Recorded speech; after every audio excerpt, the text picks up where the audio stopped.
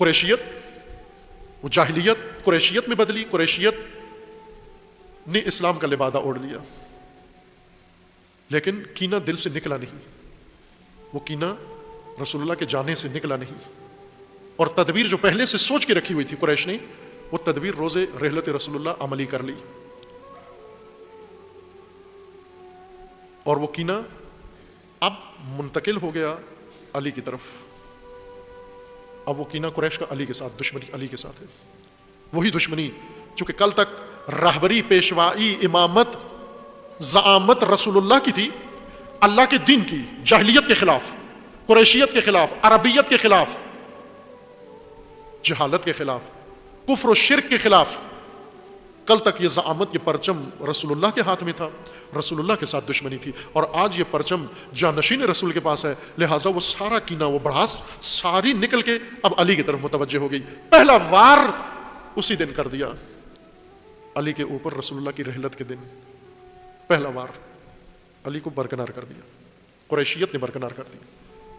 Meeting ہوئی رسول اللہ کے جانشین کے لیے سقیفہ میں، سقیفہ بنی ساعدہ میں، مدینہ کے جوار میں جگہ ہے، وہاں پر میٹنگ ہوئی۔ اس میٹنگ میں انصار پہلے پہنچ گئے، اصل اہتمام انصار نے کیا تھا، اور انصار نے فوراً رسول اللہ کا جانشین چن لیا تھا۔ جب مہاجرین کے نمائندے پہنچے، قریش کے نمائندے پہنچے، تو پہلے فیصلہ ہو چکا تھا، انہوں نے ان کے اوپر دباؤ ڈالا، اثر ڈالا، اور دلائل دیے، اور مناظرہ ہوا، مباحثہ ہوا، تلخی ہوئی، اور ان کے فیصلے کو کالعدم کر کے اور نیا فیصلہ کر لیا، اور قریش کے نام پر دلائل میں قریشیت کو پیش کیا۔ اس لیے جب امیر المومنین کو پتا چلا کہ اس نشست میں یہ باتیں ہوئی ہیں، تبادلہ ہوا ہے، امیر المومنین نے پوچھا ان سے کہ کن دلائل کے ساتھ انہوں نے یہ فیصلہ کیا ہے۔ ایک ایک دلیل کر کے امیر المومنین کو بتایا گیا۔ امیر المومنین نے فرمایا کہ جتنی دلائل انہوں نے اپنے حق میں دیے ہیں، یہ سارے دلائل سے تو میں ثابت ہوتا ہوں۔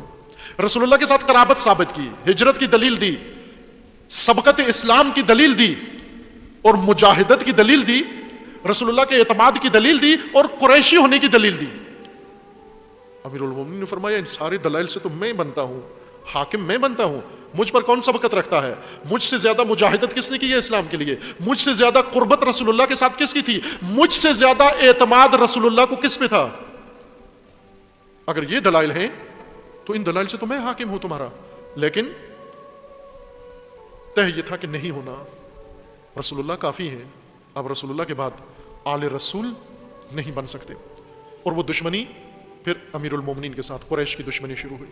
اب توجہ کریں، پہلی جنگ امیر المومنین کے خلاف، اب امیر المومنین 25 سال کے لیے برکنار، خانہ نشین، گوشہ نشین، اور جتنی ذمہ داریاں ہیں وہ ساری، اس میں کوئی ذمہ داری امیر المومنین کی نہیں ہے، ابھی بالکل ایک عام انسان کی طرح زندگی گزار رہے ہیں۔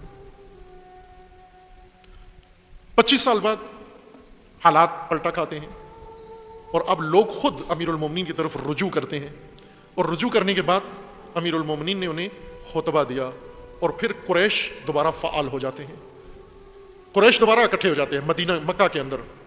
وہ قریش جنہوں نے امیر المومنین کے ہاتھ پہ بیعت کر لی تھی، جیسے زبیر ابن عوام اور طلحہ، اس قسم کی شخصیات نے بیعت کر لی تھی امیر المومنین کے ہاتھ پر، بیعت توڑ دی، عہد توڑ دیا، اور مکہ میں اکٹھے ہوئے، اور دوبارہ قریشیت جمع ہوئی، پھر قریش اکٹھے ہوئے، اور قریش اکٹھے ہو کر جنگ لشکر جمل تشکیل دیا۔ پھر اس کے بعد قریش کی دوسری شاخ شام میں، امیر شام، جو قریش کا ہی نمائندہ ہے، قریش کے خاندان سے، بنو امیہ سے ہے۔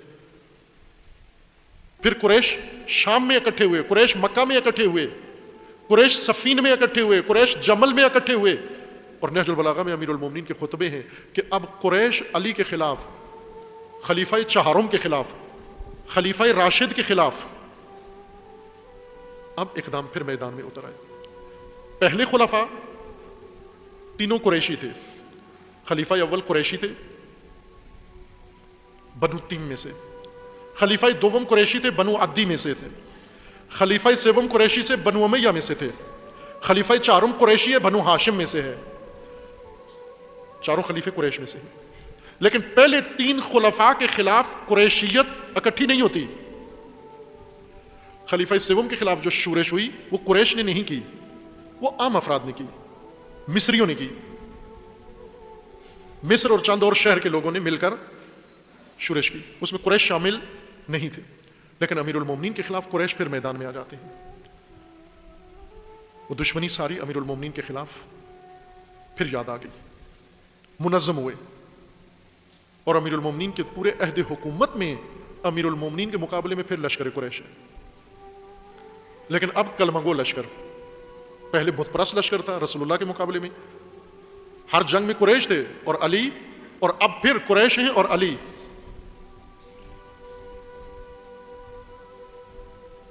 یہ جاہلیت پھر لوٹ کر آئی اور خلیفہ چہارم کے خلاف میدان میں اتر آئی، اور آخر کار قریشیت جو کچھ رسول اللہ کے ساتھ کرنا چاہتے تھے کامیاب نہیں ہوئے، لیکن علی کے مقابلے میں کامیاب ہو گئے. 21 رمضان 19 رمضان کو کامیاب ہو گئے.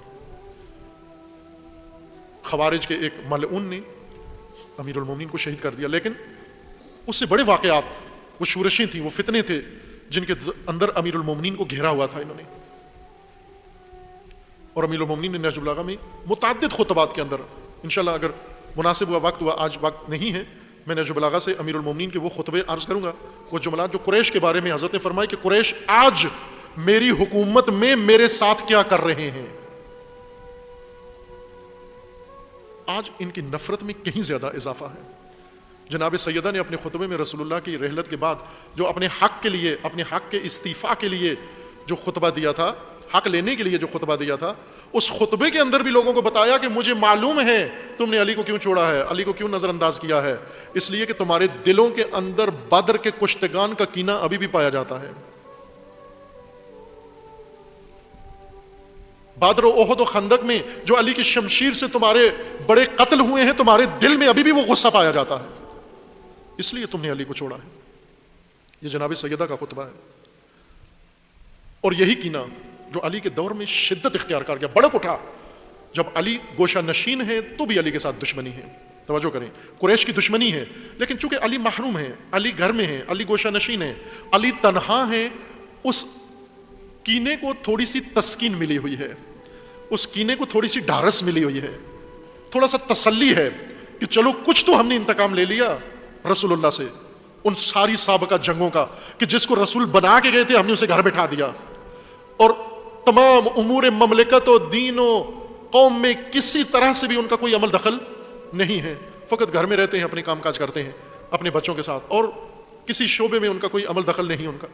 اس نے تھوڑی سی تسکین دی ہوئی تھی. لیکن جو ہی علی نے زمام امر سنبھالی، خلیفہ چہارم کی حیثیت سے وہ کینہ شعلہ ور ہو گیا، وہ نفرت شعلہ ور ہو گئی.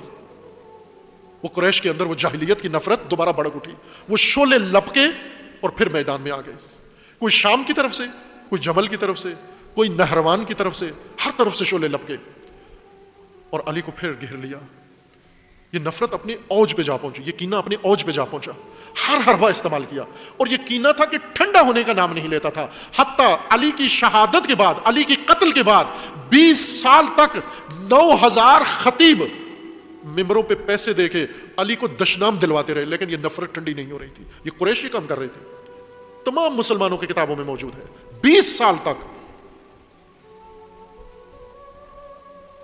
بلکہ 20 سال سے زیادہ 100 سال تک، 100 سال تک علی کو نفرین کرواتے رہے. بنو امیہ میں سے ایک حاکم عمر ابن عبدالعزیز آئے، انہوں نے آ کر اس کو روکا. ممبروں کے اوپر، جمعوں کے اوپر، مسجدوں کے اندر، مدرسوں کے اندر، ہر جگہ پر، سرکاری دفتروں میں، غیر سرکاری دفتروں میں، جہاں پر بھی اکٹھے ہوتے، ہر مجلس و محفل کا آغاز امیر المومنین آل علی، آل رسول پر لان تان سے کرتے. یہ بنو امیہ تھے، یہ قریش تھے. یہ نفرت تھی ان کے اندر، یہ کینہ تھا ان کے اندر. اور یہ کینہ کیوں تھا؟ اس لیے کہ ان کی ساری بساط رسول نے الٹ دی، اللہ نے الٹ دی، لیکن یہ اس کا ذمہ دار رسول اللہ کو سمجھتے تھے.